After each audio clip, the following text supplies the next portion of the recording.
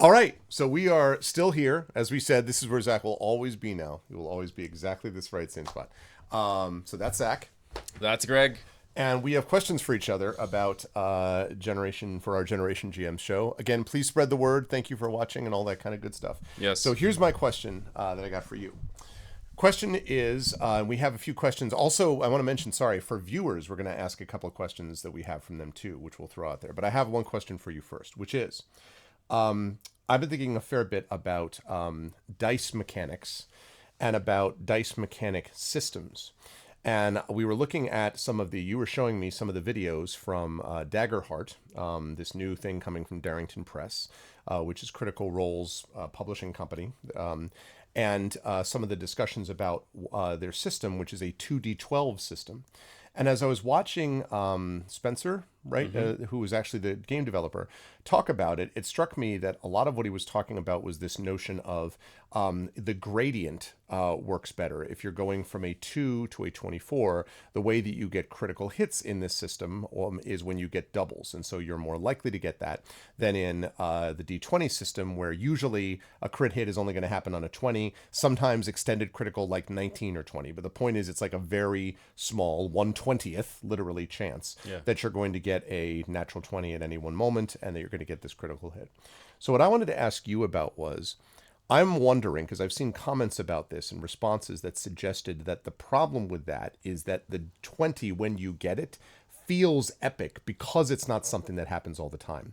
That when you get, as happened in the live client event that you were in, when Carlos got a natural 20 on his roll to persuade people that he was a rainbow dragon and they should look at him, that was a big moment, right? It was hugely important because it came at the end. The dice followed the narrative, as our mutual friend Trent Sparks and I have always said.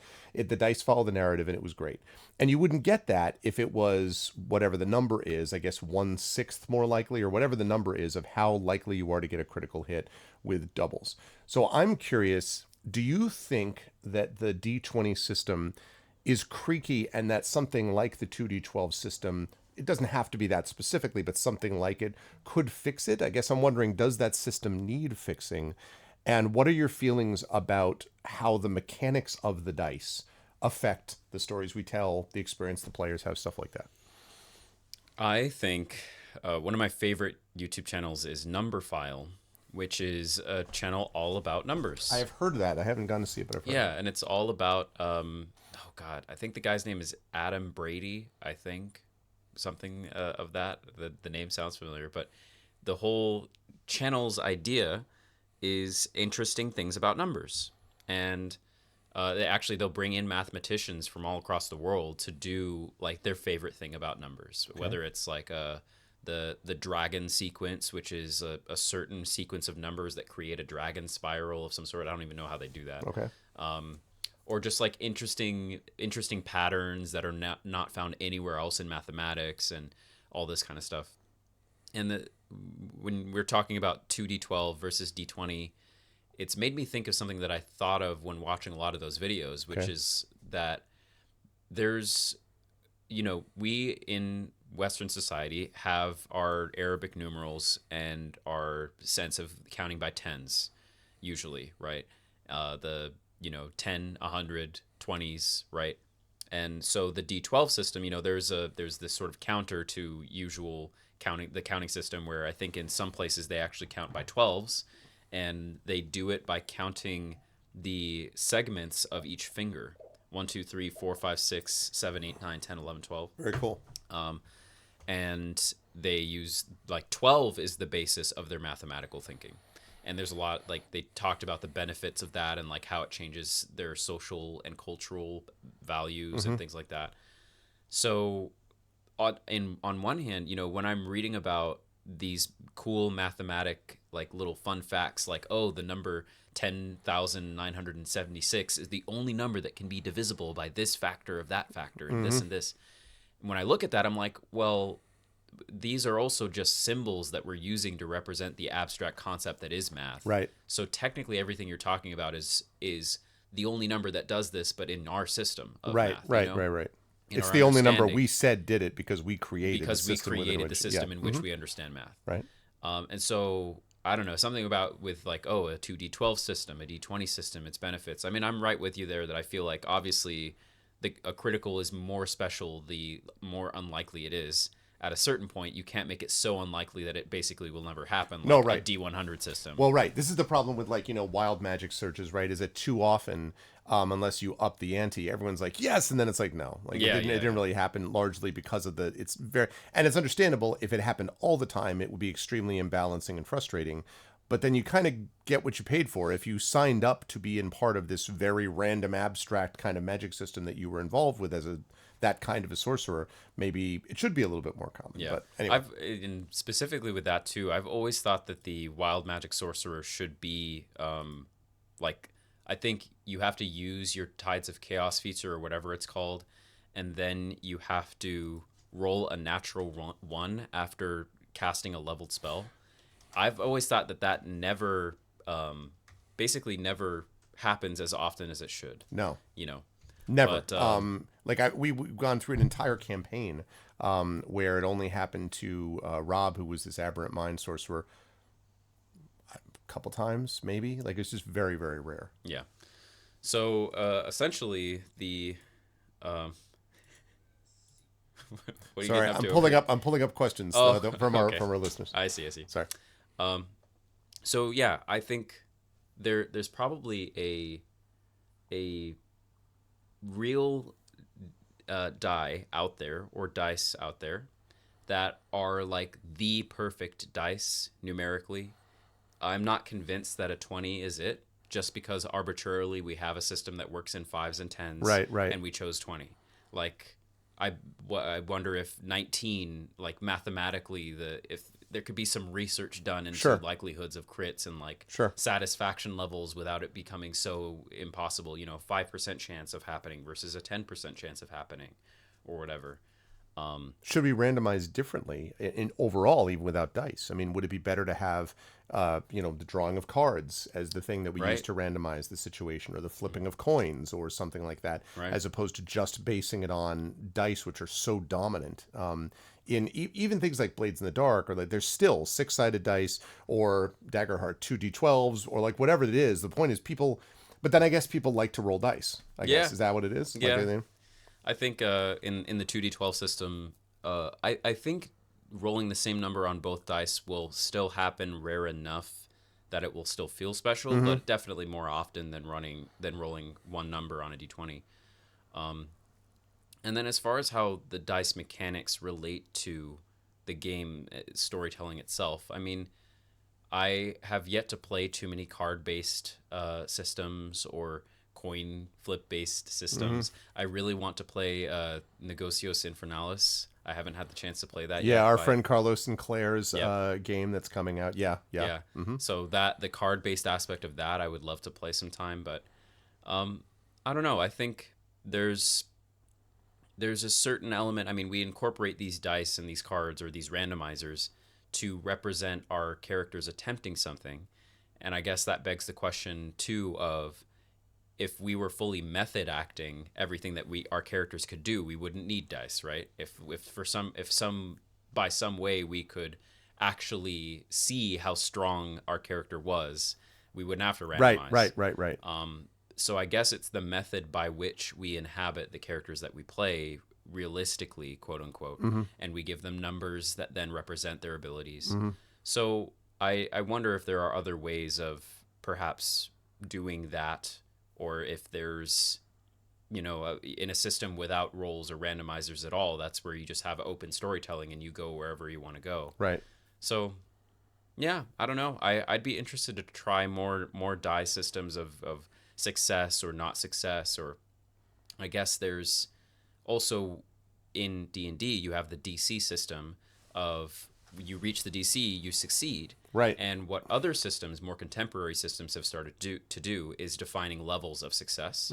And although you can set multiple DCs for something, usually that's not the case. Like Right. in D&D as a specific example, given that we're DMs, armor class is a fixed DC. Right. You either hit it or you don't. Right. And when you hit it, you do all the damage you're going to do. There's no mechanic in the game right now for oh, you hit, but you do half damage because you only hit this much, or Right. I guess in damage resistances, you get some of that, where they take right, less damage, or vulnerabilities, right. where they But take more that damage to is certain types of damage. yeah, Right. but that's more it seems a commentary on the creature's innate like Right. As opposed to ability, anything skill wise that you did or didn't do, right, or or its whatever. armor, Yep. Yep. Yep. Yep. That's true. So yeah, it's different, and I the aspect of having to hit first and then deal damage has always been confusing to the kids that I run the game for. I of course understand it. Many of us understand it, and it does make sense of the aspect that you hit or miss. But when you roll a 17 and the creature's armor class is 18, one DM will rule that you came within a hair's width of hitting them, but you missed entirely. Other DMs will say, "Oh, you hit, but you crunched into their plate armor and did actually no damage to their body." Right. Right. Right. Right. Right. So sometimes I wish that there was more specificity with how those mechanics worked. But ultimately, I think it goes back to the aspect of us trying to figure out how to realistically play out scenarios that aren't real, and without writing them outright. And this is something that video games do. Right. This is when I explain to kids that have never played D&D, but that I have played video games before. I say, well, when you're playing Zelda or you're playing, Fortnite or whatever, and you're aiming and you're shooting, or if you're in Zelda and you're, slashing your sword, there's all these lines of code that are behind the game that are determining whether you hit and how much damage you deal. Right.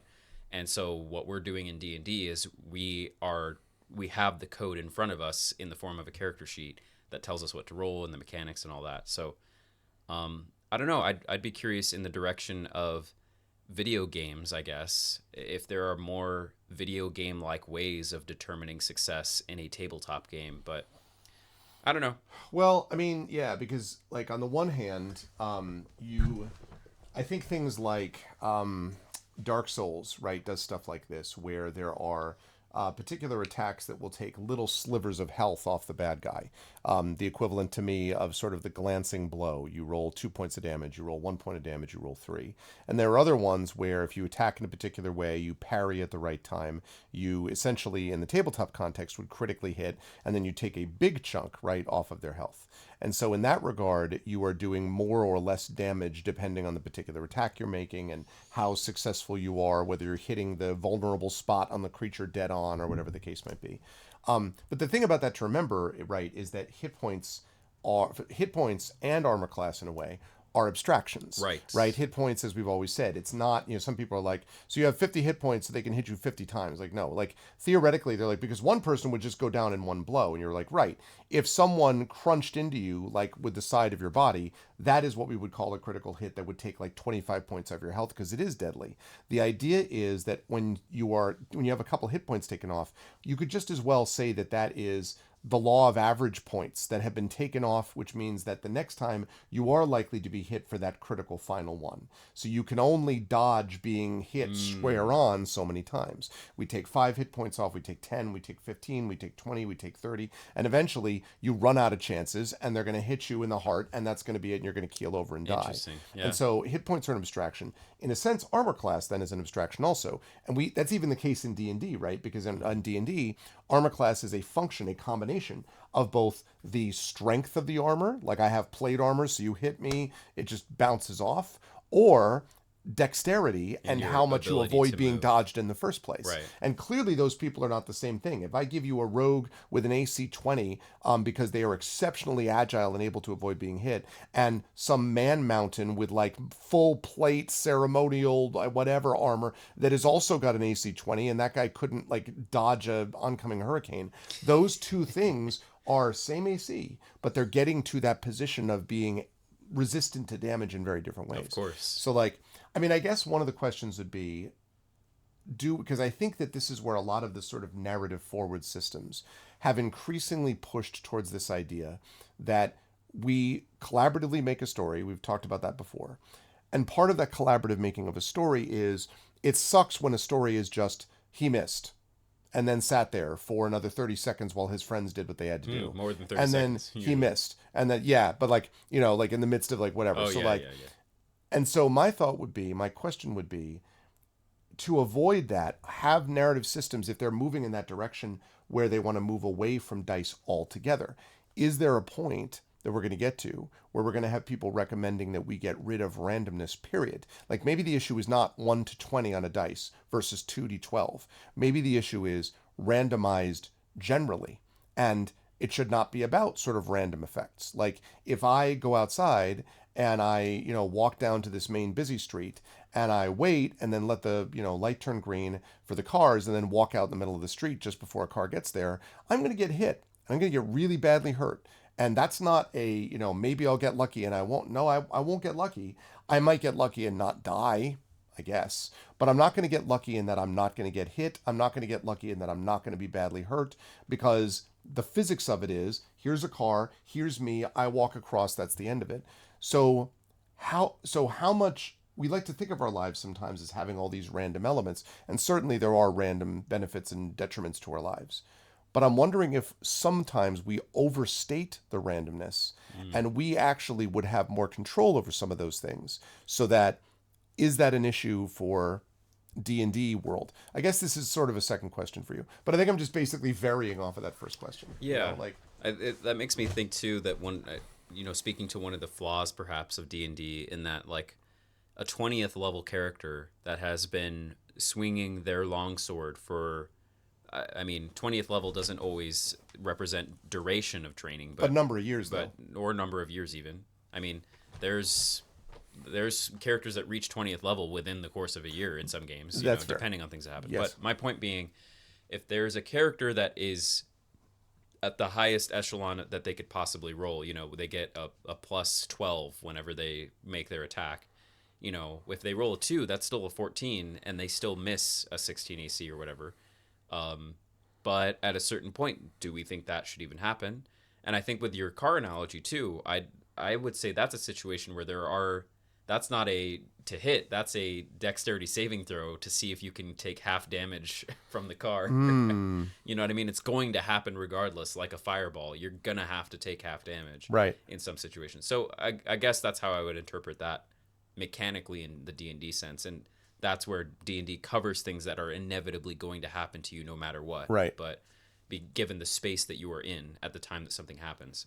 But yeah, I think as far as randomness itself, it made me think maybe there are situations where at a certain level of experience or a certain familiarity with your surroundings, that there are things that are just never going to be random. Like when I think it also causes a bit of internal scrutiny as a DM to double check when you're asking for rolls for certain things, because if you're like, oh, okay, you're walking down the stairs, just roll a d20 for me, and you're like, okay, is there really a 5% chance you're going to trip down these stairs? I don't feel like I have a 5% chance of tripping downstairs when I go downstairs. Don't ask for rolls if you don't actually want to know what the result says. Right. If it's just sort of like a whatever, then don't roll. Exactly.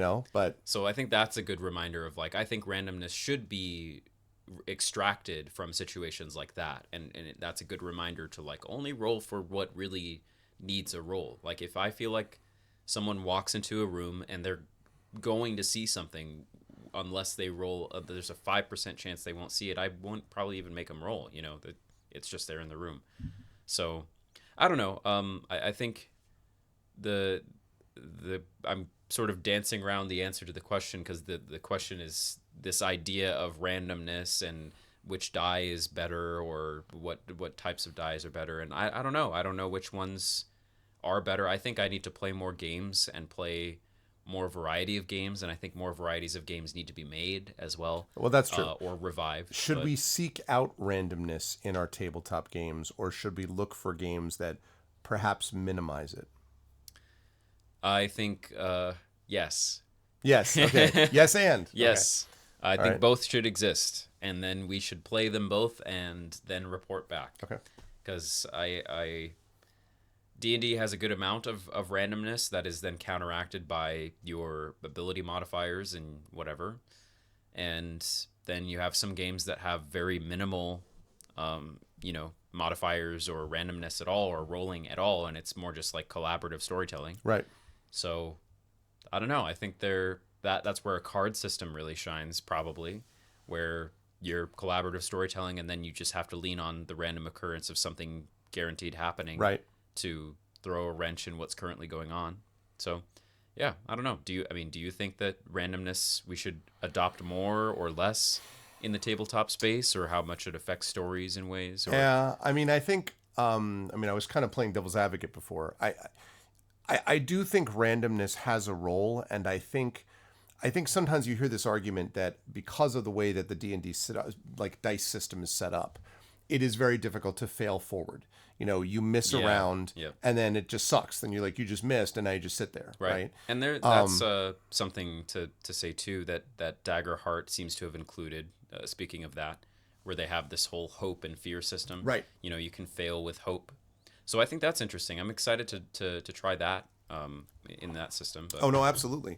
And I think, and so there are mitigations of that with things like inspiration, which is a super elegant mechanic that I think really underpins a lot of the success of 5e, because it's so easy to grasp and it does a lot of good work for you, which is you roll twice, you take the better result. You mean advantage? Advantage. Yeah. That's what I said. Right? You said Didn't it? inspiration. Oh, well, sorry. I should say inspiration leading to advantage. I give you inspiration and then you take the turn at advantage or whatever. Yeah. Whereas, and disadvantage, the opposite, of course, where you're taking the worst result. And it's a very simple thing, but it sort of undercuts somewhat, or mitigates, I should say, the effect of this randomness.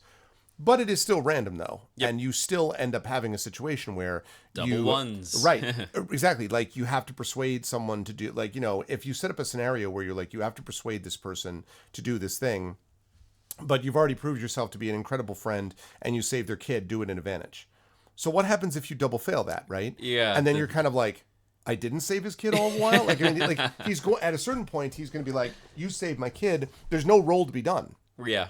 Or, instead of giving advantage, I'm going to give you a huge bonus, because the assumption is that it's not about I make 2 bad rolls. You're going to get, I don't know, plus 15 to your check. And the theory then is that it was going to be very difficult for you to fail that roll because whatever. But even then you can fail it. Like, I think this comes back to me with some of my frustrations with the original Fallout video game, which I got really sick of, because I remember it was within the first couple of hours of the game and I had left the vault and I was some marksman. I was a diplomatic, super persuasive marksman, right? So I'm like, I don't know, Buffalo Bill and Han Solo in one package or something. And I'm fighting this guy, and the guy literally falls to his knees in front of me, and I'm up to him. I'm a marksman, okay? I'm a marksman. No wind, no, breeze, right? And I walk right up to him, and I miss a point blank shot. And I'm just like, no. And I uninstalled it, and I'm like, that'll be the end of this. Because I'm like, Your there's first no rage quit. world. Yeah, that was my first rage quit. Because I was like, there is no world in which a person who is an expert in these things is going to walk up to 100 out of 100 times, they are going to shoot, and that will be that. You could argue that you shoot them, and maybe it doesn't kill them because something happens miraculously. But that's like, once... Even not a marksman in a point blank shot would probably... There's no way, Yeah. right? Like, so maybe once every 500 years, the bullet misses the brain and the person lives... But, like, functionally, there is no way I should be able to miss a shot from point blank range when the gun isn't jamming, and it's just... But they were like, well, the randomness proves that, so that's a scenario where randomness is really off-putting, because, again, life is not that random. However, the problem with having a game where everything is absolutely geared and statted out to the nines, so that you pretty much know that, like, if I do this and I do this and I do this, then I'm guaranteed to have what is necessary to do X, Y, Z. It's hard for me to see how that's not going to drain a little bit of the tension, and how the whole thing then doesn't become a kind of broad-based spreadsheet intellectual min-maxing exercise, as opposed to something that you actually experience in the moment. So if I know that I'm going to try to do this particular, thing, I'm guaranteed to make it because I have this kind of skill. This person is also doing it. This person is also doing it. Like, at a certain point, what are the stakes for that? What are the requirements for that? Why is it the case? And also, the other way around, you also can be have situations where you should have no business harming somebody or doing whatever you're doing, but you succeed sort of out of all proportion. It's like incredible that it actually happens, and then it does happen because there is a component of existence which is randomness. So maybe people's frustration is the randomness is too consequential, and it means that you can have everything set up the perfect way, and then everything goes south and it just sucks. that's possible.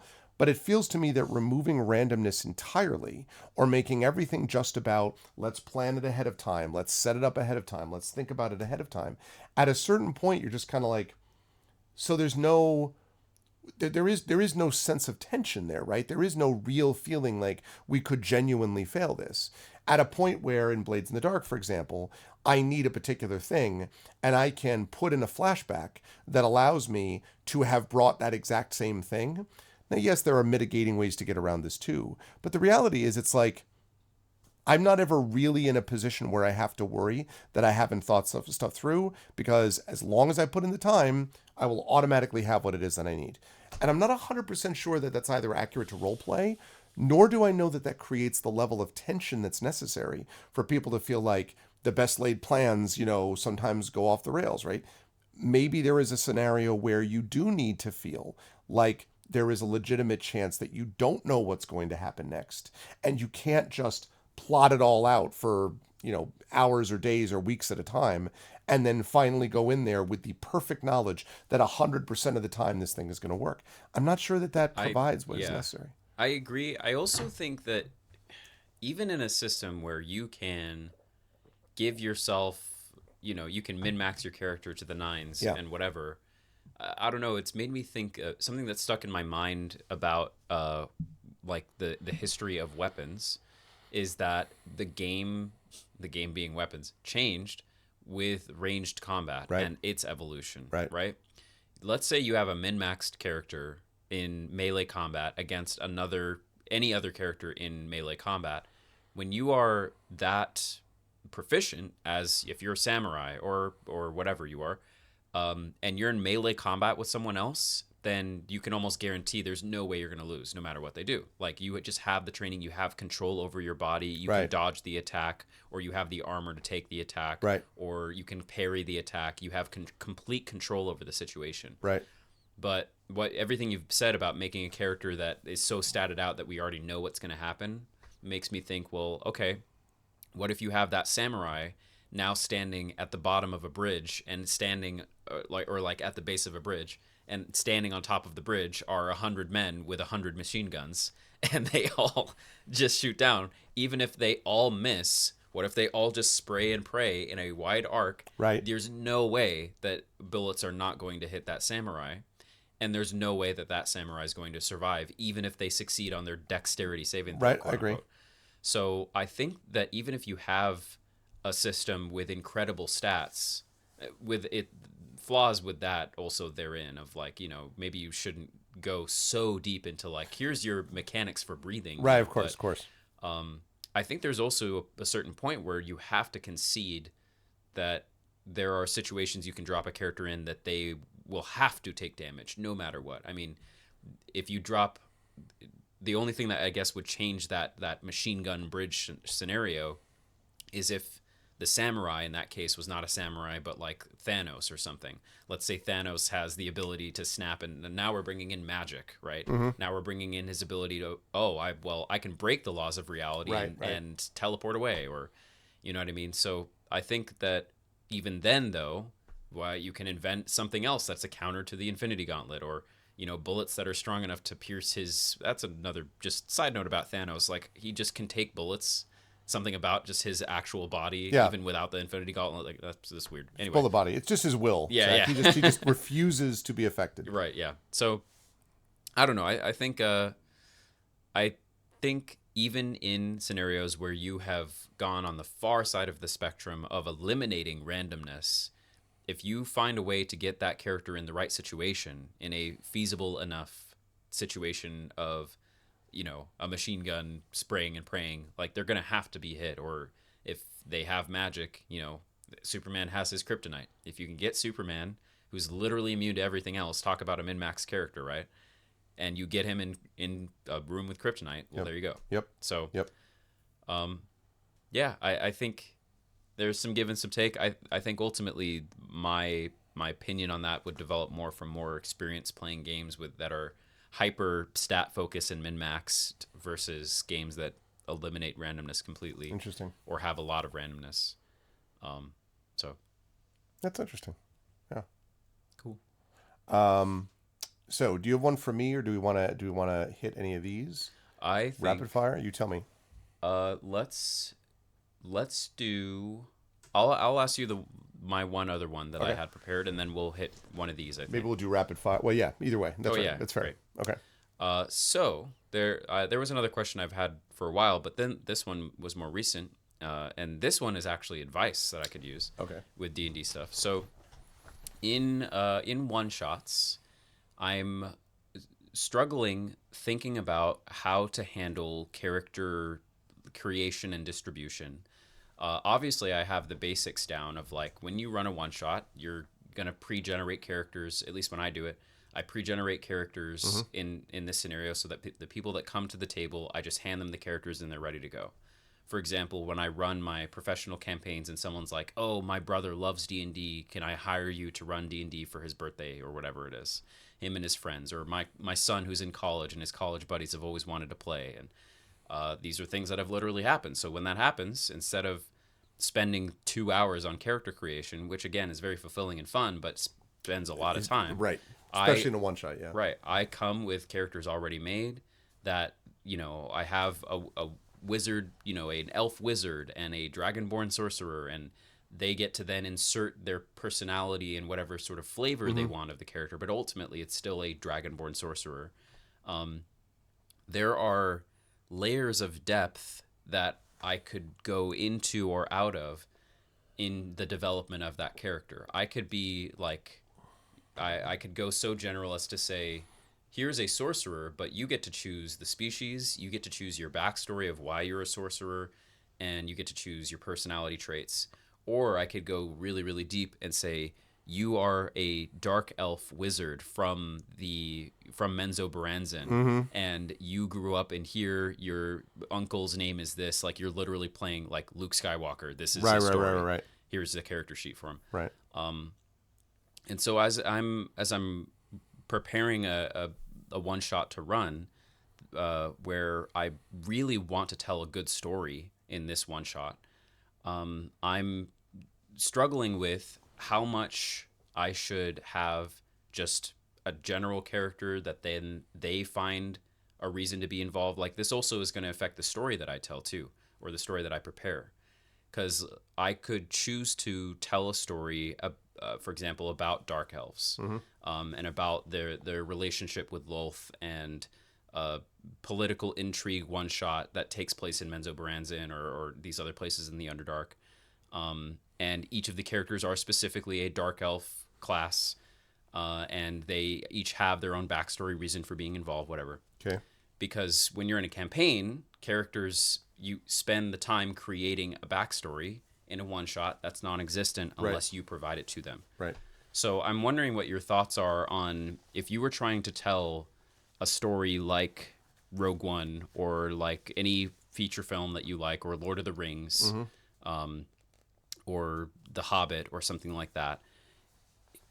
Where's the line or the balance, or perhaps some tips in the characters pre-generated that you hand the players that have enough stakes in the story that you want to tell for them, but also not so much detail provided that they're almost being handed a scripted part. Yeah. You know what I mean? I do. I mean, I think there's a couple things. First of all, I think that when you're doing a one shot, I think you don't have time generally to do those other things about like, extensive backstory.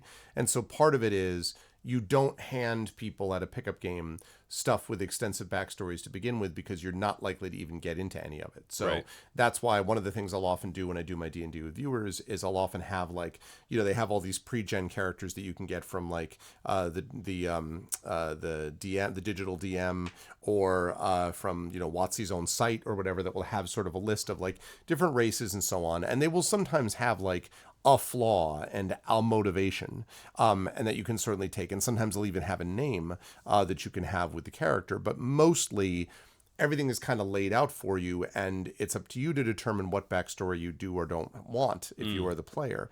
But you as the DM, I think, are not necessarily under an obligation to provide that. I have had a scenario with my Tales and Tomes for the Forbidden Library. I did provide a set of characters with sort of backstories and motivations. I did that the first time because it was the first time I had really written a kind of homebrewish type adventure, and I wasn't sure about what the characters. I wanted to like make sure that the characters that I gave everybody had some stakes, and also it was going to be live in front of an audience. So I also wanted to be sure that they had some stakes with each other and that they actually had some relationships and connections with each other or objections to each other or whatever, and connections with the world, which would give them the stakes as to why they wanted to go on the adventure. But I think so I did that with Tales and Tomes, and I think it can sometimes work to give people a little bit more information about what a character might look like in this system. But honestly, for the most part, I don't think I would spend a lot of time now giving people backstory about their own characters. And I think the reason for this is, number one, they're not likely to get to it, as I just said. Number two, I think the real thing that needs to be clear is why these people are in this together. Is the character that you're choosing, one of the 6 characters, are they a prisoner who has just been released from prison, so they're, convicted criminal, whatever, and now, you and your brother, who's been in jail for the last decade, are going on this adventure together with the understanding that if something happens to your brother, then you will have missed out on this opportunity after already having missed out for a decade previous, right? Yeah. So giving little story details like that, which cause you to know that you are connected to another person within the adventure, I think that's great.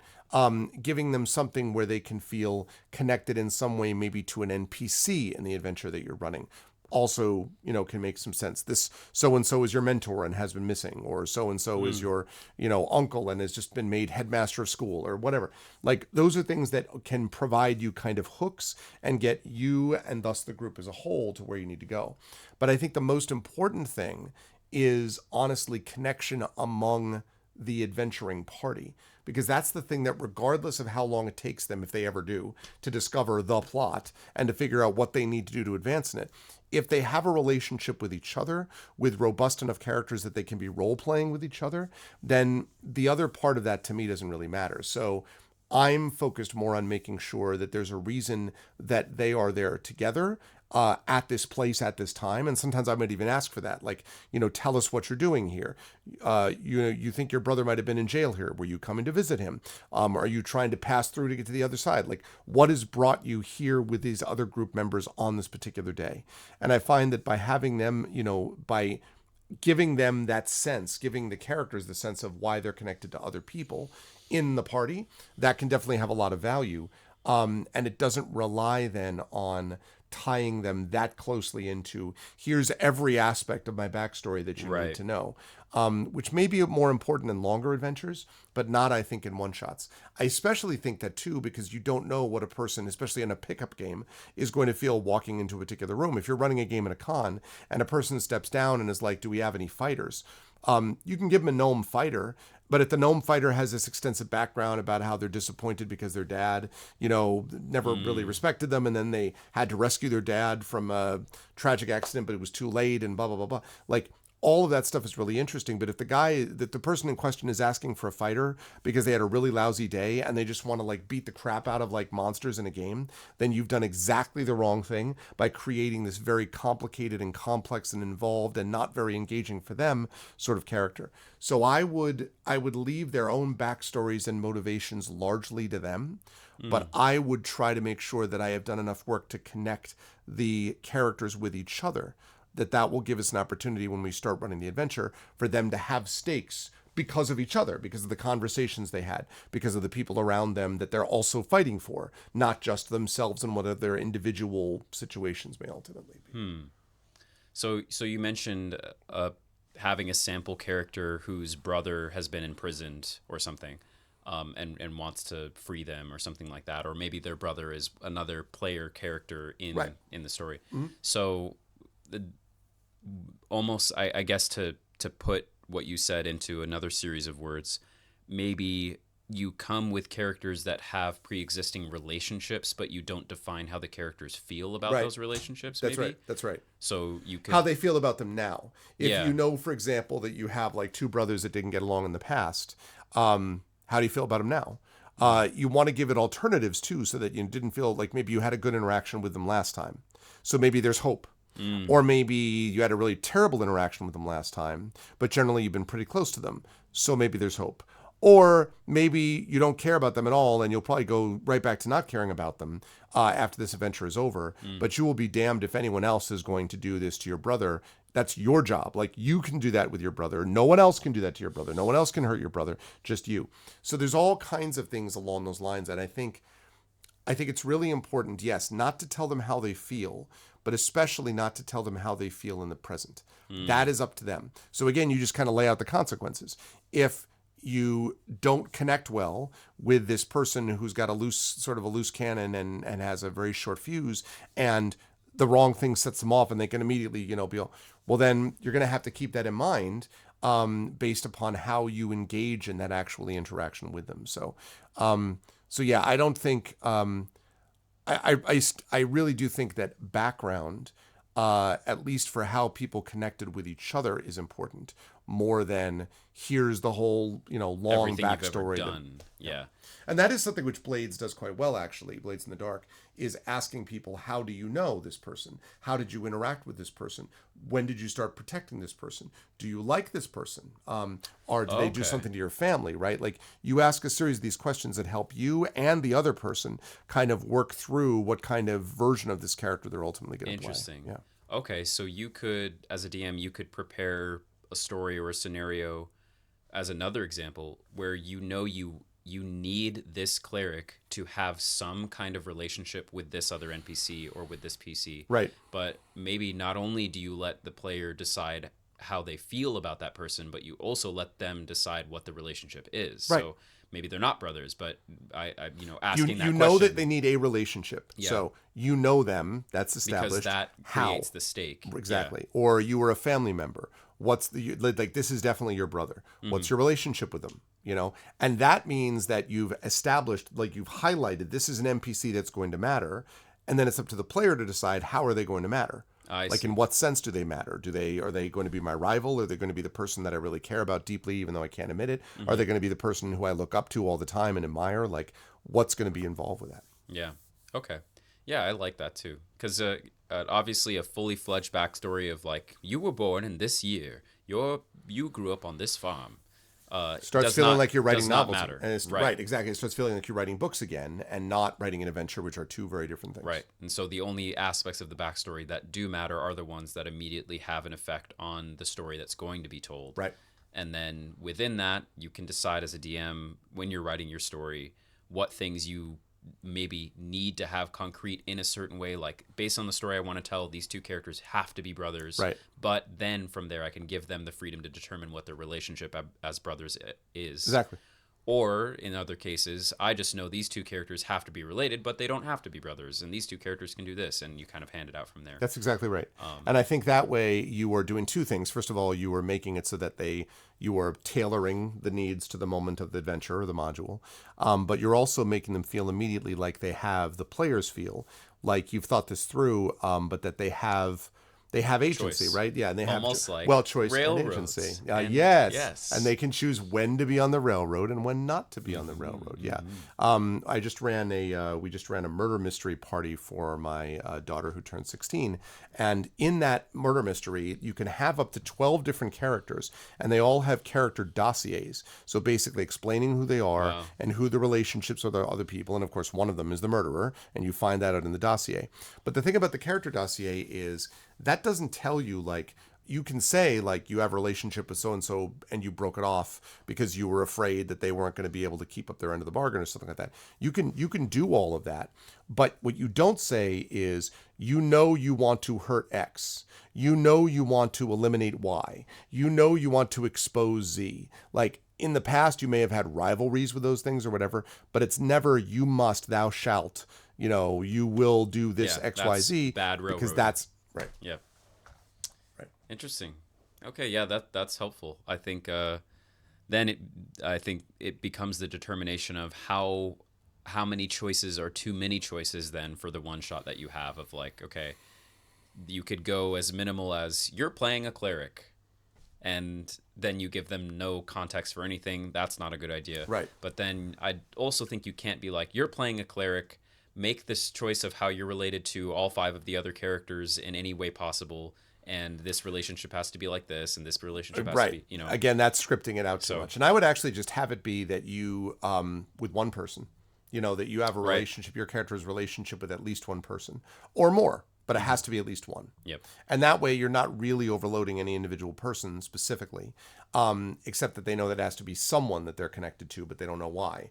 That gives them more the sense of choice, and it's real choice, but it also gives them a, it sort of allows the focus, though, to remain on the story without you can do absolutely everything. Can't do absolutely everything. You can do this thing. You can have a choice over this. You can have a choice over how the character got to be who they are. And even if you give them a character that they might not have played on their own, if you give them the opportunity to decide, tell the story of how they became who they are, well then by the time the person gets to the end of that process, they will be much more closely allied with that player, with that character, and that will obviously help then in getting buy-in and immersion and sense of fun during the actual adventure, because you do know this person a little bit after you put in that work. So yeah. Okay.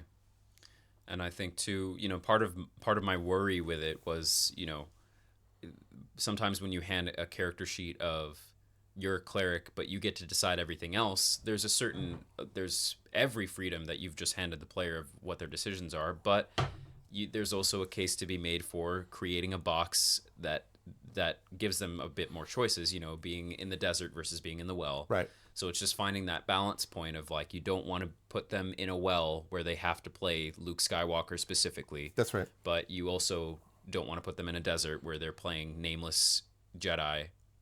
Go from there. Right. And you take away, and if you have to take away certain choices because like physically they can't do whatever, or legally, I mean, you might even say like, you can do XYZ, but you are going to be arrested without question. You're going to be put on trial and blah, blah, blah. You can give them, they can accept that there are certain choices that have been made that they don't have control over, if they feel like they still have choices to respond to those other choices. Right. That something has changed around them, the world has changed around them, bad things have happened, and now they can't just like go up and, kill the bad guy because they're surrounded by 100 guards or whatever. Like, the world has changed. But that doesn't mean that they can't respond in different ways to the way the world has changed. They can respond in a different way. They can respond in a way that they feel is appropriate for them. They're still getting the choice of, okay, well, now the law has been passed that says whatever it says. You still have the choice whether or not to obey it. You still have the choice about whether to sort of set up something to rebel against this law. You still have the choice about whether to break the law and then go into hiding. Like, you still have all these choices that you can make. So sometimes people are like, wait, I'm not allowed to do whatever, like I've taken it away. And then in their mind, they're like, that means I can't do anything, and the answer is no. You can do a lot of stuff. You just can't do this, because this, as you said, outside the story parallel thing that's going on, whether they are involved in it or not, is moseying along. And this has now brought this thing to them where they're going to have to deal with it one way or the other. So, yeah. Great. Do we want to save the questions for next time, or do we want to do them? We can do it now. Okay. I'll ask you, or you ask me one of them. Okay. And then I'll ask you the other one. All right. I'm going to ask you one. Okay. I'm going to ask them in this order, because I think the other one that you can ask me is one that I might be better able to answer. All right. So this comes to us, by the way, courtesy of a friend of one of our commenters, Effect Life, who's also a viewer on my individual Twitch channel. So Effect Life's friend asks, what non-D&D game is your favorite and why? And I guess the assumption is they don't say whether they mean as a player or as a GM, and they also don't say whether they mean also a TTRPG, but I'm going to assume it's also a TTRPG. Yeah. And since this is a GM-based show, Okay. What non-D&D? Well, I know the answer. And again, comes from, I think I need to play more games because I'm not sure that this is not the right word, but I'm not sure that this should be my favorite. Tunnels and Trolls. Tunnels and That Trolls. was definitely it. No. Yes. So my repertoire of TTRPGs that I've ever played is pretty short, I think, compared against the volume of many that there are. But I would have to say Vampire the Masquerade. I thought you were going to say that. And again, I take it with a grain of salt with a grain of bias because I've played in a 40 plus session VTM campaign, Vampire the Masquerade campaign, that was amazing. If I had played a 40 plus session thing of Tunnels and Trolls, I might say Tunnels and Trolls is my favorite, Right. unless it was absolutely unbearable, which it wasn't.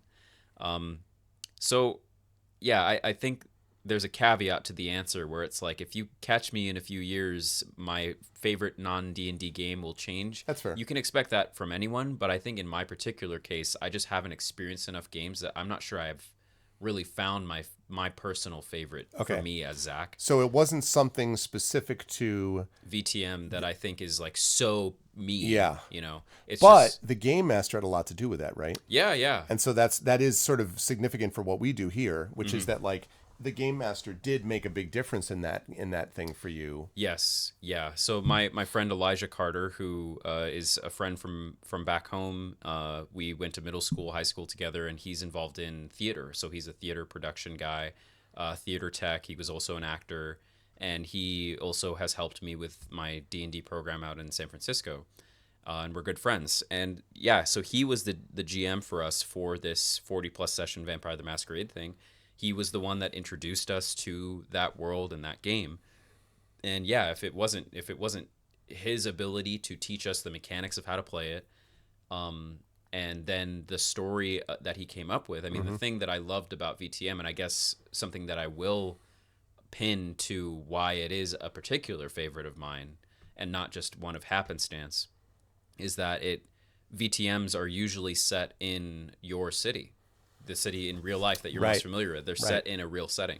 And so we played, ours was San Francisco by Night, you know, the famous VTM podcast or video series that's run by Jason Carl, who's one of the developers of the World of Darkness and Vampire the Masquerade is LA by Night. And so us being from the Bay Area, we did SF by Night. And so there's that bond. The classic Walla Walla by Night. Yes. Is tremendous. Of course. Yeah, the classic Iowa by Night. Sure, pretty much like there. Iowa by day. Yeah. It's pretty much the same. So, you know, there's a bond you feel with your personal environment, and the actual parts. There's a direct connection between you as the player and your character, which does not exist in D&D, and that's very different.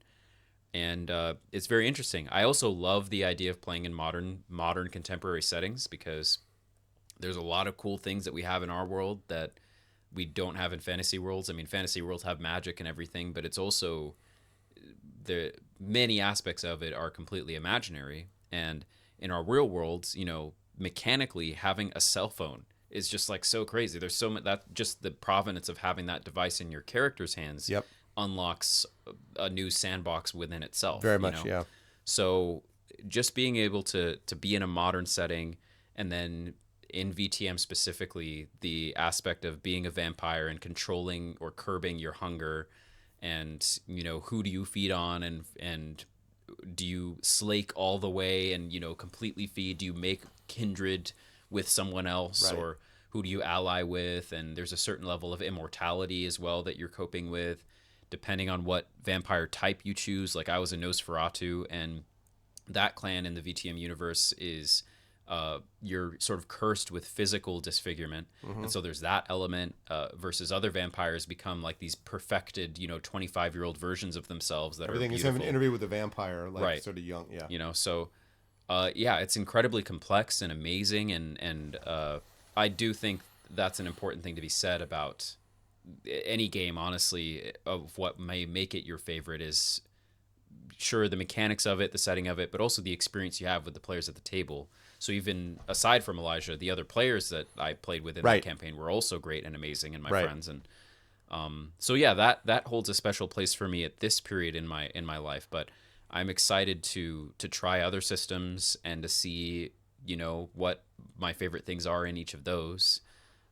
So yeah, that would be my answer for now. And I'll ask you the same question. So what's your favorite non-D&D system that you've ever tried? I think, and there's a lot. I mean, I have. Yeah, you have I started broader. Well, I mean, I started out as D&D, right? And then I got into a lot of other things over the course of time, and I have a lot of them back here. So if I'm looking at them, like, I've run, I'm running Beowulf right now. I've run Lord of the Rings role playing. Before that, Adventures of Middle Earth. I've run the Lone Wolf system, which was a lot of fun. I've run Esper Genesis, which is 5e based. Talisman Adventures, that is not 5e based, and that's its cool own system with like damage reduction ideas and things like that. Uh, I've run a little bit of Star Trek, the old West End Star Trek way back in the day. Sorry, old FASA Star Trek way back in the day. So I've run Wilderness of Mirrors, which I think is a lot of fun. I did a campaign based on that. Covert Ops, I've done a little bit of that. I've run the Warren. I did a one Which shot one's your of and favorite? things of those. So yeah, that's true. I was just, and I'll tell you more. No, the reason I'm running through them all is I'm trying to think about the thing that probably stands out to me. But probably, I think it's not ones that I've probably run. I think it's probably ones that I've played in. Sure. Of course. Tunnels and Trolls? No. Yeah. Tunnels and Trolls will be the answer to everything. Yeah, and I've never run Vampire the Masquerade either. I'd love to someday, but Yeah. I don't have enough grasp on it yet. But Yeah, I loved yeah. it as a player. Because I was going to say, because different requirements. I think probably the one that stuck with me the most, and I've only played it a few times, but every time I do, it has this like very powerful emotional resonance with me, is Tales from the Loop. I think that Tales from the Loop, which is from Free League, absolutely nails the feeling of being a kid growing up in the 1980s. It's set in that world, and so it's got a lot of Stranger Things vibes, right? Yeah. But there's a weirdness to it. But the thing that I love about it is it really encapsulated for me that the 80s were this bizarre, and this is appropriate for our generation aspect. It was a bizarre thing to grow up in the 1980s. And if you look at the culture of that time, the movies were strange, the TV shows were strange, the stuff was weird, the music, even the synthesized stuff, was weird. It was just strange. And I think the reason for that is that we were always on the hair trigger of Armageddon. That all the time, one mistake, and we would all be gone forever. Yeah. And it was not something that anybody, I mean, I'm growing up in the 80s. I'm 10, 11, 12 years old, right? I'm born in 1972. So that means that I'm in the mid 80s when we're in the midst of like the Cold War and we're in the midst of dealing with Do you this stuff. feel like you were actually cognizant of that aspect? No, not at all. Okay. I was not cognizant of it until the early 90s when the Berlin Wall fell. And there was a very brief period of time where what's his name? Where Gorbachev, there was a coup in Russia, and in the Soviet Union, and for a very brief period of time, Gorbachev did not have control of the nuclear weapons. The generals did, and they were much more hardline. That coup, as it happened, was done in, I don't remember the number, but a week. It was very short. And because of Boris Yeltsin and other people, they were talked down, and that was the end. But I remember very distinctly going in to ask my parents, like, are we all going to die? Because it was the first time that I was aware and conscious of the fact that they could just press a button and that would be all. Like, we were just done. And but see, by the time that came around, I was 17. Right? I was old enough that I could comprehend it. But at the age of, that we're talking about, 10, 11, 12, no, I had no idea. I didn't think of it that way. I just thought of it as I'm going along and there are these things around me, and I didn't think about the fact about how weird it all was. And I think Tales from the Loop captures that sort of manifest weirdness in a very emotionally powerful way. So some of it is nostalgia because, like, Johnny, our mutual friend Johnny Pittman, Video Store Cowboy, ran Tales from the Loop and is wonderful at it. Yeah. And when he does those things, he had us outside, like he's of an age with me, and so he ran this thing about, like, I'm outside a Radio Shack, and you see the little computer through the window, and that's exactly what it was. I saw that Radio Shack. I used to go in and I had a TRS-80, right? Like, I know exactly what that feels like. So part of it, yes, is nostalgia, but it's not just nostalgia. It's the fact that even the system itself captures something about the feeling of the connections you have with other people, how we reached out to the friends that we had and we needed to without knowing why. We must have on some level consciously, unconsciously been aware, because we must have taken it from our parents who must have known. We must have absorbed that we were in a very weird world, and our parents must have been worried that at some point something bad could happen. And as we later discovered, there were things that happened that never even got onto the news that were very nearly would have been World War III and the end of everything.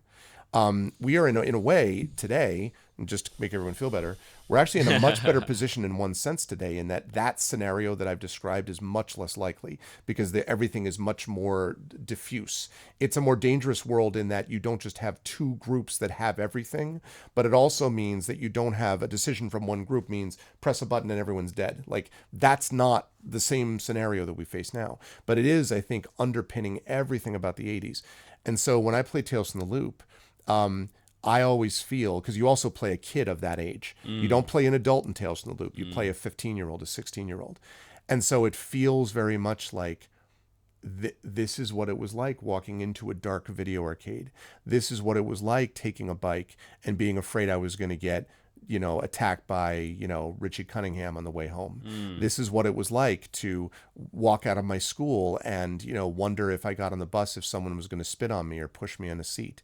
These are all things that had powerful resonances to me, not just because of the time period, but because it captures any time period that well. Like, I've played this with people who are more close to your age and who also feel like it's very powerful because they're like, it felt powerful to feel like I was in that time period feeling that way. Yeah.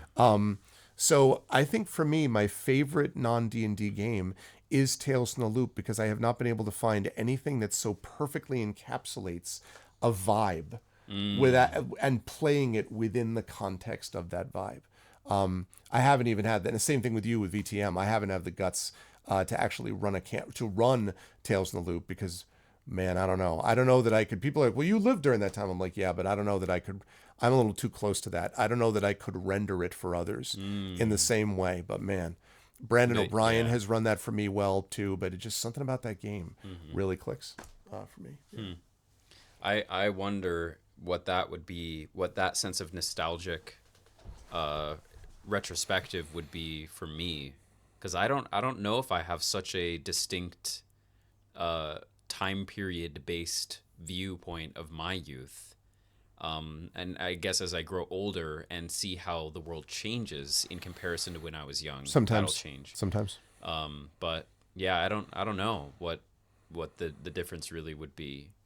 And I wonder too if Tales from the Loop, I mean, if there is any sense of relation, honestly, that like you've played with players that are my age and they're like, oh yeah, it makes me think of when I was in that time, or if I was in that time. Right.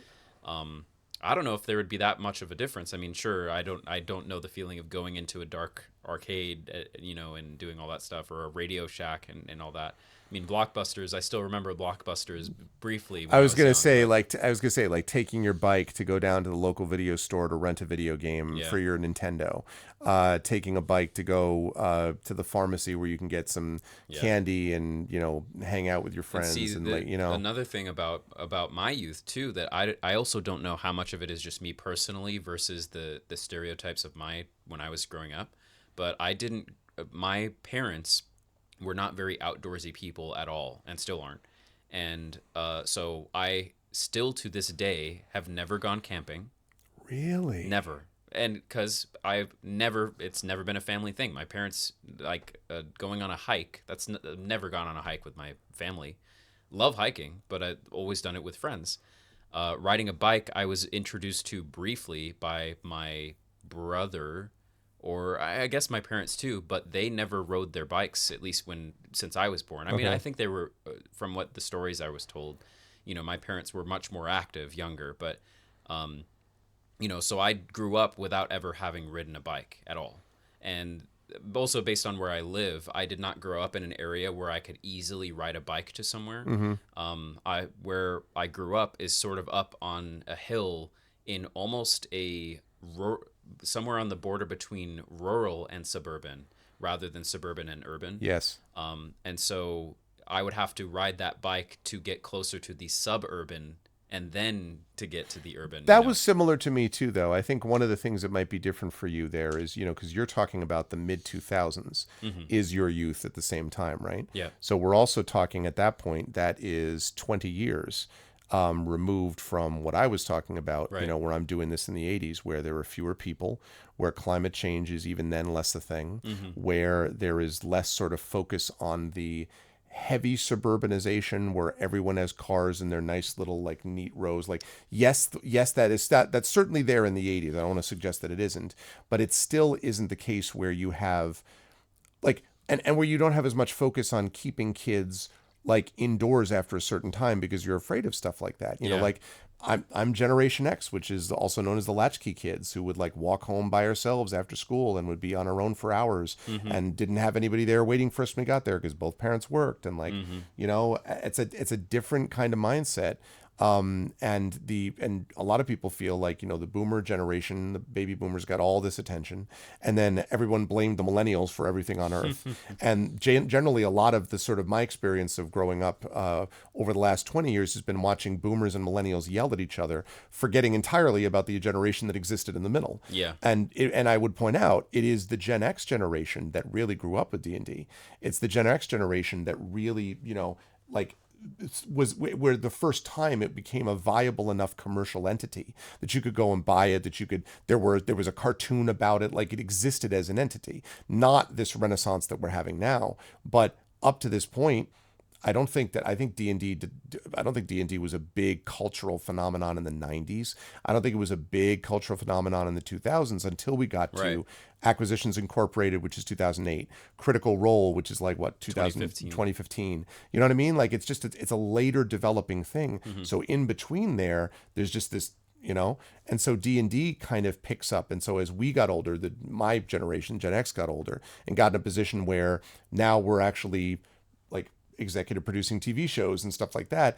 All of a sudden this attention starts to become focused more on those sorts of things. So yeah, it's interesting though about how a game, even without there's a difference again between nostalgia and vibe, and how something about a game can just capture that experience. And I remember one of the games of that I played, which had to do with like, I played this one character who's kind of like fairly well built, like kind of like, hat, strong shirt, kind of strong guy, who has issues, like his dad is struggling and everything. But like there was a situation where someone was getting bullied and I was just like, and my character was just dead on in a position. And I teared up and I felt bad. I think I was playing this with, it might have been Preemie Muhammad or it might have been Darcy Little Badger. I don't remember which one.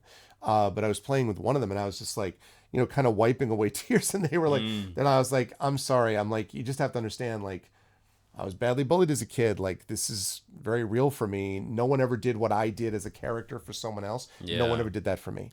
And like, I don't know that there are many games that can accomplish that feeling. You said, about in the real world, even though Tales from the Loop is set in a world where you have weird magic and sort of like alien experience and stuff. So there are things that are not exactly 80s. But you could imagine it. You could imagine a world in which stuff that we encountered in the 80s could have been explained that way, as opposed to I am in fantasy Renaissance world with armor and dragons, and like that we know is not true. So that's part of it also, is the fact that it felt like it was a slice of life from one's world in childhood as a vibe. So yeah. So good question. Okay. So last question, I think, is that one that I guess you asked me and I'll ask you. Yes. What is your favorite edition of D&D and why? I cannot choose. No, I'm not going to say that. Fifth edition, definitely. I've played all of them except for I kind of played 3.5. I really didn't play 3.5. Like I really would say first, second, third, fourth, and fifth, but not 3.5. I just think that 5th edition got everything that was best about D&D correct, while still having that narrative focus that you and I both talked about that we appreciate. Like I was reading to Zach before a couple of paragraphs from Keep on the Borderlands, the original module that we talked about in the last big long episode. Oh my God. Like, yeah, and you as the GM are the God, you must become all things to all people. Like, Yes. what the like, and again, I was deeply inspired by first edition D&D, but that is not it. Like that Yeah. ain't it. So I really think that they've managed to provide a sense of more collaborative work. I think they understood that they made some serious mistakes with fourth edition. I think they understood that 3.5 had gotten and third edition had gotten way too crunchy and way too complicated and just had feature creep, and it just was not friendly to newcomers. And like there were all these things that I think fifth edition really nailed. I think it's the most theatrical, but I continue to believe that it's also has enough mechanics there that it's not just everyone sit around and tell a story. Like there is a game there that you're playing, and I think it also scales well, both around a table, but also in an audience. And I've had the experience, of course, now for years of streaming it for an audience and doing live events like we did at the Klein in front of a live audience. And it works to me in all of those kind of environments and settings, which I would not say would be the case with something like first edition, which is a little bit too like you have to squint to figure out the tables that you're looking at, or second edition, or even something like fourth edition, which is really more like we want to be a miniatures MMO than it is about doing what fifth edition is about. Also, the other thing about 5e, far more streamlined. You level Yeah. faster, combat is faster. It's just faster to get through it, which means you can tell more stories and you don't get sort of bogged down the same way that you would with fourth edition, where I don't know, I don't remember actually if you told me if you ran 4e stuff before, but like I would routinely run combats in 4e that could last the entire session, fairly minor combats, like 4 hour combats. And I was playing 4e. By that point, I had already had 20 years of experience under my belt. So I wasn't some newbie, but I just really struggled to get the thing moving on. And it's because they were so hardcore focused on balance. And like, we have to make sure like they were balancing for an MMO, but it's not an MMO. It's not a video game. It's a tabletop role playing game and a story based experience. So yeah, for me, definitely 5e would be the best. What about you? Yeah, I have there's I'm going to ask you some more things, but when you said 20 years experience, it just reminded me of an idiom that I wanted to remember. I haven't written down in a while, so I'm glad you reminded me of it. When you said, I already had 20 years experience running things, and then that sent me down a little rabbit hole in my head of like, oh yeah, how many years of experience do I have, and oh, what will I be like when I have 20 years of experience running the game? And it reminded me of this quote where it I've also seen that there are DMs that post their games on the Roll20, Game Finder or these other Right. places, right? And they say, I've been running D&D for 25 years, and things like that, but they can't find players or they can't retain players. I'm not saying all, but there's some No, DMs that I I've heard, I know the type. Yeah. And so I'm like, wow, that means that sent me down this reminder in my head of like, oh yeah, just experience only means a lot if you do it correctly. And the idiom Yeah. A is 20-year bad habit is still right, a bad habit. exactly. The idiom is, do you have 20 years of experience or do you have 1 year of experience 20 times? Yeah. I remember you know what I mentioned that mean? the other day, which is Yeah, a great yeah. comment. Yep. So anyway, that was a good reminder to make sure that, at a certain point, yes, it matters how long you've done something, but also you need to make sure that you're growing and Yep. that you're learning. And 100%. so Yes. anyway, And which I and feel like you have. And you but- should, by the way, and taking all the players that you have over that time, Mm-hmm. you should be getting better just by process of the feedback you get from different types of personalities, seeing what happens when an interaction doesn't work the way it should have, Right. how to handle that better next time. Like, God help me. Like, yeah, when I was far more cautious, far more afraid, Yeah, far more remember. worried, when I first started playing, that people were going to get into fights and I wasn't going to be able to handle it and all that stuff. And I'm in a much better place now, even in terms of selecting players in the first place and knowing like, you know what, this person's going to work well in this campaign, but I'm not going to ask them to be in this campaign because they're not going to jive with this other thing, so yeah, it's hard for me to imagine someone, and I know you're right. I know exactly the type, but it's weird to me that you would just like play a year and then just freeze instead of being like, why wouldn't you keep developing and learning Yeah. from, running the game the same way for so long. Yeah.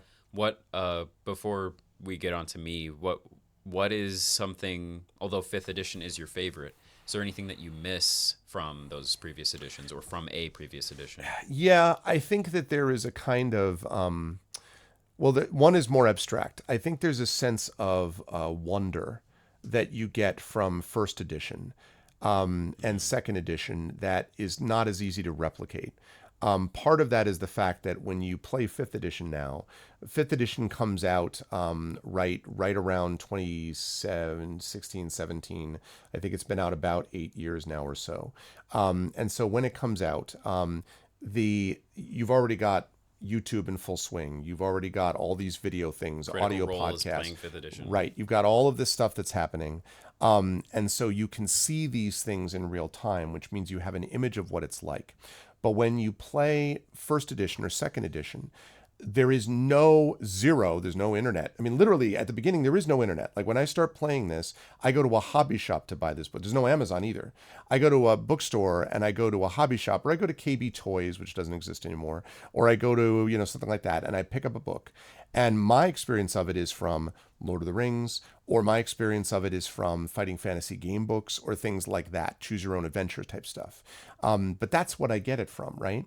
There's no podcasts, there's no radio shows where people do this. So I'm just literally looking at this sort of vast possibility. And I remember very distinctly imagining what it's going to be like to play with other people. And so when people play D&D with me, when I start getting a little older and, mid to late 80s, they come with no expectation because they have no idea. Maybe they've seen magazines about it, or they've heard there was the Satanic Panic thing back in the mid 80s, which fortunately I never really ran into myself, but that they know about it from the news reports, but even that is all distorted. They have no idea what it actually is. So when they hear you look up, you walk into this room and you see this massive statue, they're like, what is in the massive statue? They're not like, oh yeah, like the 5 massive statues that they from dealt the Curse of with Strahd from Exandria. You're talking about the Storm King's Thunder statues, right? So I do miss a little bit of that sense of wonder, of discovery, of the not knowingness of it, because you didn't get even like rules lawyers. You didn't get people who were like, oh my God, don't you realize that this means X, Y, Z? And you realize, of course, that that's not ABC. I don't love playing with people like that anyway, even now, but you get less of it. Obviously, you get almost none of it then, because all they can do is argue after the fact. I mean, I guess they could read the book cover to cover and go, well, on page 200, it says this. But realistically, most people are more likely to be like that when they know I watched a video and this is how they did it in their video, as opposed to this book says on page 200 to do it like XYZ. Yeah.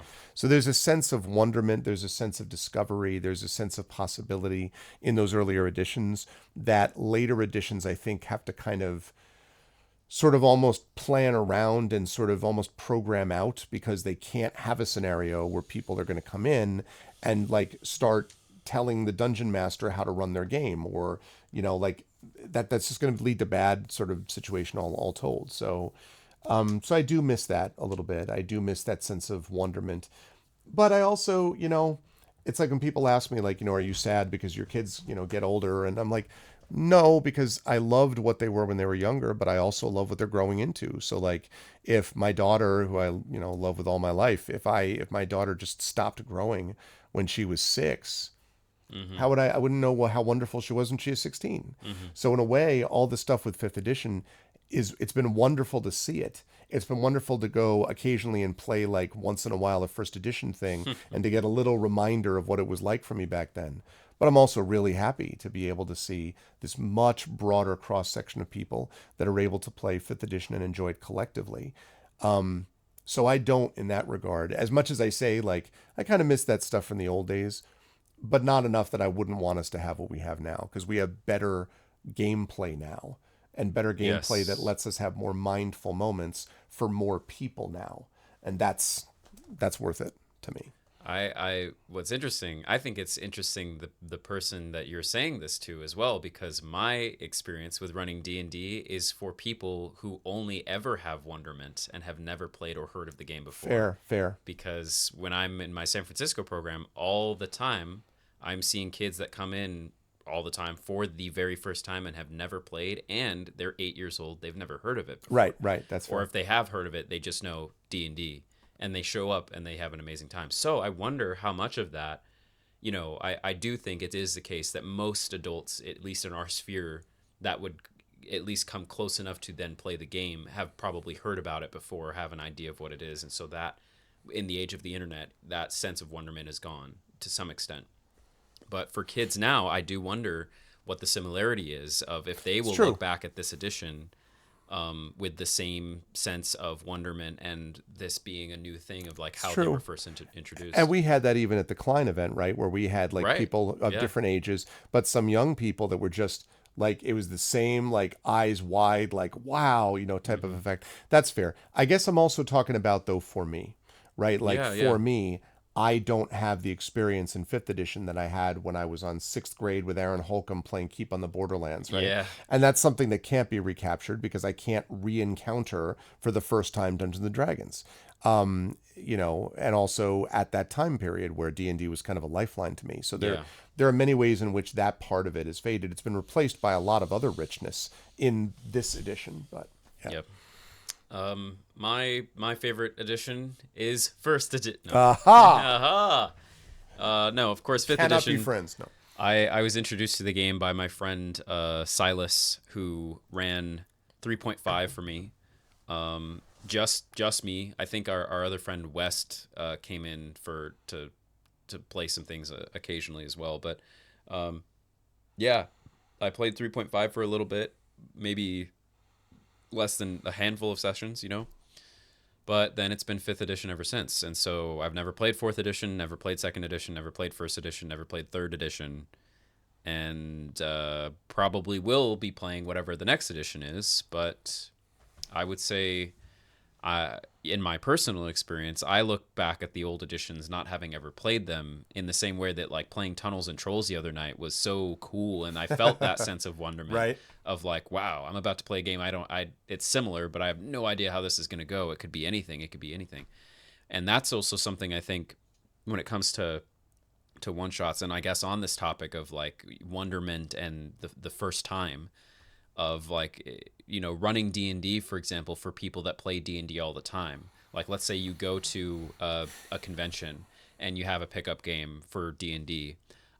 It's almost like you have a bit of your work cut out for you if you decide to run D&D 5th edition, because likely the audience that you're running it for has already played so many games of it. They're like, oh, yeah, hey, random stranger I just met. What's your experience with D&D? And they're like, well, I've played a 47-session Curse of Strahd campaign. Right. You turn the other person, oh, I've been playing, you know, Journeys from the Radiant Citadel. And, you know, so I think I'm actually more interested now in how we can make the current edition more than what it is, or sort of invoke that sense of wonderment. I agree with you about that. Within the rules. So yeah, I don't know, that those are my thoughts at the moment of like, of course, again, I think due to a lack of experience, I have to say that 5th edition's my favorite. I do think it's likely too, though, that everything you said about the current edition being a culmination of everything that was learned from the previous ones is true. I mean, I was in the playtest for what they called D&D Next at the time. Yeah.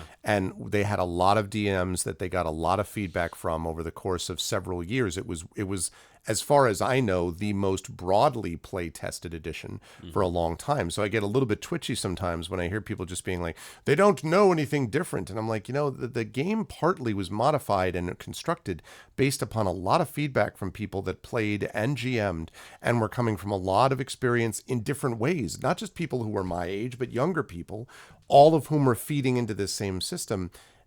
Is it just possible that maybe they just like it? That like it does do for them what they wanted it to do, that they did not want a game that was just, let's sit around and tell stories with each other, but they also did not want a game that was overwhelming. Oh my God, eyes crossed because of the dice and everything else, which is a little bit out 3.5 got for some people. Like maybe this just like hit the sweet spot, and that, you know, maybe we should be not sort of looking for cynical reasons that it's just because people are too dumb to realize what edition they really would love if they only knew, or I don't know. I mean, this went through a lot of playtesting, and they took a lot of stuff on board before they finally released what they did. So, and I'm hoping that process will be the same as we get ready for whatever the, you know, D&D Uber, the new Uber Power D&D edition, D&D all, D&D. Well, it is funny, right? Because it was like 6e, D&D 1. Yeah. You know. We'll see, I suppose. I do wonder, too, in the same way of like a D20 system versus a 2D12 system, I do wonder, you know, I mean, I think yesterday or today is actually the official 50th anniversary. I know this year is, but I think it was yesterday. I think that's right. Yeah. I was seeing people tweet on Twitter, not X, Twitter, and that. So we're only 50 years into this, Right. and so I'm thinking too. You know, the concept of advantage disadvantage was, at least in D&D sense, was only introduced in this edition, right? And how much that has now broadened and opened the game and given DMs even another avenue, alternative to DCs or saving throws, you know. And they got pushed, I think, also by other games that were also more narrative forward, which meant that 5th edition itself is more collaborative and narrative focused than it ever has been, which has been a good thing for the field and a good thing for the game, I think. Like to have it not just be, you must be all things to all people, right? Like, you know. Yeah. So I'm curious to see if there's what mechanics and discoveries within the game system have yet to be made that are like advantage disadvantage. I'm sure there's some out there. I don't know if there's a perfect form of D&D. I still don't think we've reached it. No. And so I think through more playtesting and the evolution of the gaming space, I just hope too that D&D stays true to what it is and doesn't try to become something else. Right. Because then it won't be heading towards the perfect version of what it is. It'll be chasing after something else. Exactly. It'll be chasing over something else. Exactly right. Yeah. So yeah. I hope that answers your question, friend of Effect Life. Thank you, friend of Effect Life. Yes. And and thank you all for watching. The next time that you see a long form video of us, we will be back in our usual spaces. I mean, I'll still be here with this, but Zach will be back in his place, but in his home back in the West. But I am, we're feeling good so far about the show. So please do send along other questions if you have them for us. Please let us know if you have other things that you'd like us to speak about regarding GM stuff. And like we said, please spread the word to everyone about this as we continue to build our audience and keep on rolling. So heck yeah. Yeah. So great. Bye, Zach. Bye, Greg. See you later. See you soon. Bye.